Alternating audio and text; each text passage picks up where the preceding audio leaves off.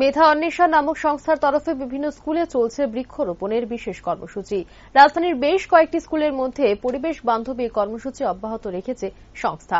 শনিবার এরই অঙ্গ হিসেবে বাণী বিদ্যাপীঠ বিদ্যালয়ে এক কর্মসূচির মাধ্যমে বিভিন্ন উপকারী গাছ লাগানো হয় স্কুল চত্বরে। পরিবেশকে নির্মল রাখার লক্ষ্যকে সামনে রেখে মেধা অন্বেষণ এই উদ্যোগকে সাধুবাদ জানিয়েছে আয়োজকরা।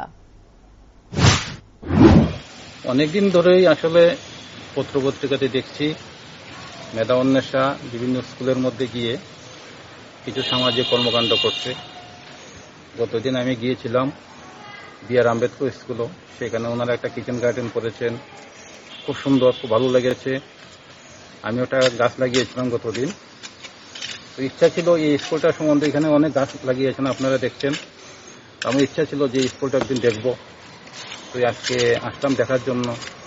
এখানে আমরা একটা ফলের গাছও লাগালাম। তো মেধা অন্বেষা যা কাজকর্ম করছে খুবই ভালো লাগছে। অন্যান্য যে সামাজিক সংগঠনগুলি আছে তারাও যদি এগিয়ে আসে পরিবেশ সুরক্ষার দিকে চিন্তা করে, তাহলে পরিবেশ সুরক্ষিত হবে। ধন্যবাদ।